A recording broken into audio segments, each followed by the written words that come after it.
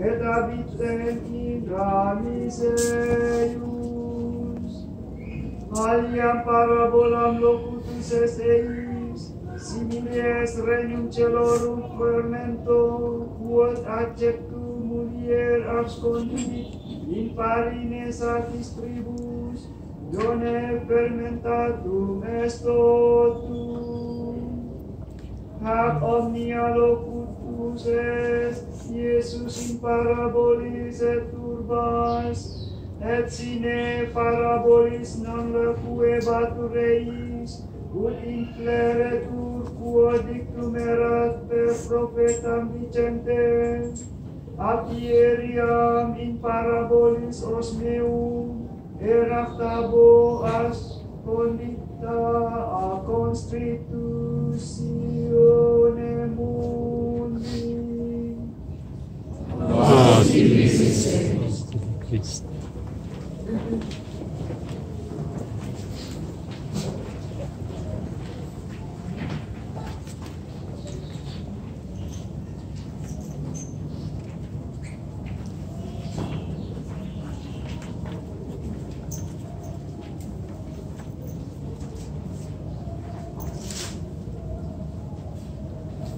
Bapak, Ibu, Saudara-saudari, hari ini Yesus kembali menceritakan kepada kita dua perumpamaan. Satu hal yang perlu kita ingat bahwa perumpamaan itu kan memberikan kesempatan kepada kita untuk bagi diri kita sendiri berimajinasi, menggambarkan apa yang dimaksudkan, apa yang hendak dikatakan. Nah, alih-alih Yesus memberikan definisi apa itu kerajaan Allah, dia menjelaskannya atau dia menyatakannya dalam perumpamaan. Memang kita berharap bahwa Yesus bisa menyatakan kerajaan Allah itu dalam satu rumusan, tapi itu kan memang keuntungannya adalah jelas, dan itu akan berlaku dari saat dia mengatakan itu sampai sekarang. Tapi apa kekurangannya? Tidak memberi kita kesempatan untuk menggali sendiri apa yang dimaksudkan dengan kerajaan Allah itu. Dan kita tidak berusaha lagi. Yang penting kita hafal, oh Yesus mengatakan demikian. Tapi kalau dia menyatakannya di dalam perumpamaan, kita mempunyai kesempatan untuk mengeksplorasi, untuk membayangkan bagaimana itu kerajaan Allah. Nah, kita tahu juga ya, kalau kita berbicara tentang Allah, atau berbicara tentang Yesus, atau berbicara tentang hal-hal yang rohani, kadang-kadang samar-samar, tidak jelas. Bahkan orang katakan karena samar-samarnya itu kita banyak berbicara tentang hal-hal rohani, tentang Tuhan, tentang surga, ya, tentang kehidupan sesudah kematian. Karena apa? Itu imajinasi kita berkembang, kita mempunyai kemampuan untuk itu.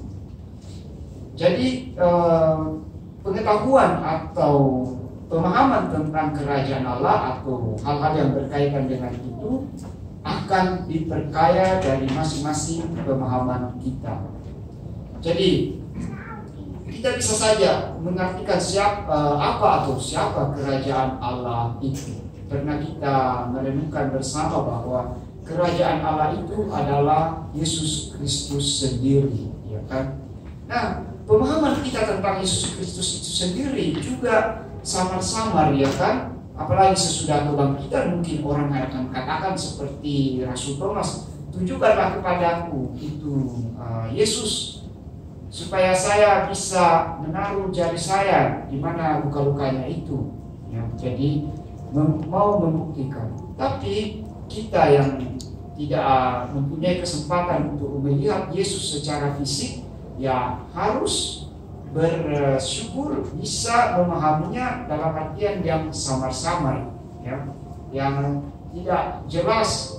Tapi kita menggunakan imajinasi untuk mengalami siapa Yesus itu. Nah, seperti saya katakan tadi, memang akan tidak jelas, tetapi memberi kita ruang atau kesempatan untuk datang dengan berbagai macam pengalaman akan Yesus Kristus. Jadi pengalaman kita akan kaya siapa Yesus itu kalau kita menggunakan imajinasi kita. Nah, pengalaman akan Yesus itu juga sama-sama. Dia harus melalui sesuatu. Nah, dalam kehidupan kita sehari-hari, kalau kita katakan tunjukkanlah Yesus itu kepada aku atau kepada yang lain, tentunya pertama-tama itu kita merujuk kepada gereja, ya kan? Nah, gereja itu adalah tubuh Kristus. Tentunya orang akan mengatakan, bagaimana mungkin kita bisa mengatakan gereja itu adalah tubuh Kristus yang penuh dengan banyak orang-orang yang jahat di dalamnya, ya kan? Satu kali ada orang kecurian tasnya, maka bapak ibu, terutama ibu dia jangan tinggalkan tas kalau pergi komuni, ya toh. Tapi di sini biar saja tinggal di tempat, karena biasanya yang ikut misalnya itu tidak ada yang lain ya selain yang orang baik. Jadi kenapa sampai ke sana? Ya, gereja sebagai tubuh Kristus yang penuh dengan orang-orang juga yang tidak baik. Tapi kan gereja itu manusiawi. Itu mau menandakan bahwa Tuhan ya, yang kita sembah, Yesus Kristus itu selain ilahi, dia juga manusiawi. Nah, sama dengan tubuhnya. Kita tidak bisa mengharapkan gereja itu sempurna. Kalau dia sempurna, kita ada di luar, kita tidak mungkin ada di dalam.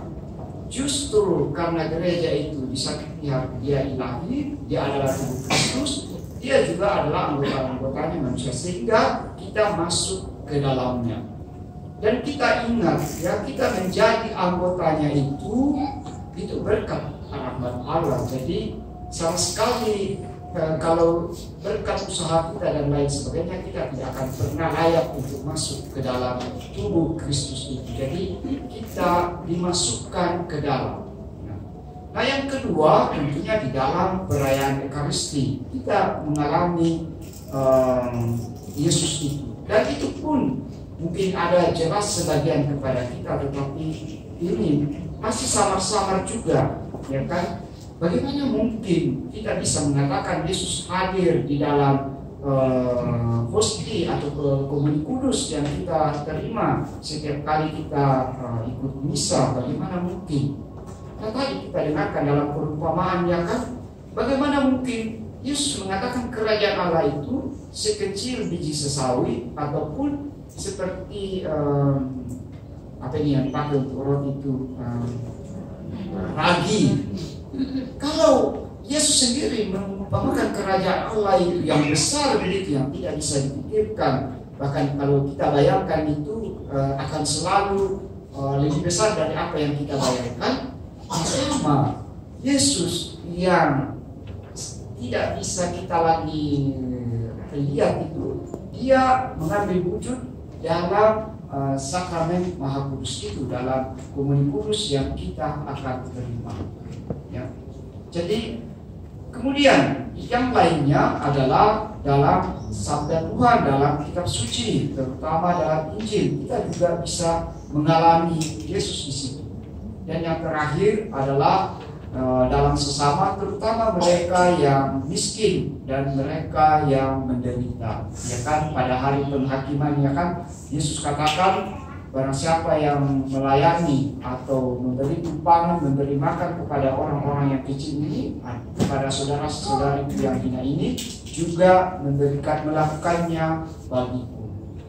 Jadi kita akan mengatakan, oke, baik, romo saya semua sudah menjalani itu, tetapi toh belum memuaskan buat saya. Saya sudah setia untuk perayaan Ekaristi, kemudian dalam sakramen tobat juga, dalam membaca kitab suci, tapi semuanya sepertinya saya belum mengalami Tuhan, bahkan tidak ada yang berbekas di dalam pikiran saya dan lain sebagainya. Ingat, kita tidak bisa melihat bagaimana itu ragi yang kan membuat itu roti itu mengembang. Kita tidak lihat bagaimana biji sesawi itu bisa bertumbuh dan berkembang. Kita tidak bisa di situ terus, dan akhirnya dia berkembang menjadi tempat buru-buru untuk datang, tidak mungkin. Sama dengan apa yang kita lakukan setiap saat, setiap hari Minggu. Kesetiaan kita untuk ikut perayaan Ekaristi, untuk membaca kitab suci, untuk menerima sakramen tobat dan lain sebagainya. Ya, mungkin ada perasaan senang, tenang saat itu, ya, perasaan damai. Tetapi jangan kita melihat perubahan yang begitu besar, tidak mungkin. Tidak mungkin. Tetapi jangan juga lalu kita mengatakan, satu kali bolos tidak apa-apa ya kan, dan lain sebagainya. Itu juga tidak bisa, karena hal-hal kecil itu kalau mulai kita korek, akhirnya dia akan pelan-pelan menjadi kebiasaan. Tuhan menginginkan dari kita, salah satu permenungan dari perumpamaan ini, untuk bersikap bersabar, menunggu hasilnya. Karena yang melakukan perubahan itu adalah Tuhan sendiri. Kita melakukan bagian kita, meskipun itu kecil, tapi kita percaya Tuhan akan bekerja dengan hal-hal yang kecil itu. Nah, demikian juga kita membayangkan surga, ya kan? Surga itu, dan mudah-mudahan imajinasi kita tentang surga itu membuat kita memutuskan untuk melakukan hal-hal yang kecil untuk sampai ke sana. Nah, hal-hal kecil itu kita bangun setiap hari. Dari hal-hal yang kecil, kita tidak bisa membangun tangga atau jalan ke surga itu dalam satu hari, ya kan? Ya, bisa. Dia harus pelan-pelan dan dengan penuh ketekunan. Tentunya Tuhan akan melihat usaha kita semuanya itu, dan Tuhan akan menyempurnakannya ketika betul-betul sampai pada hari penghakiman. Jadi Bapak Ibu, satu, kita harus menumbuhkan pengharapan kita, sebagaimana Yesus menceritakan perumpamaan ini, meskipun segala sesuatunya dalam samar-samar, terutama kerajaan Allah itu, tetapi kita harus percaya bahwa Dia sudah ada dan Dia sudah mulai berubah, berkembang di dalam diri kita. Amin. Semoga.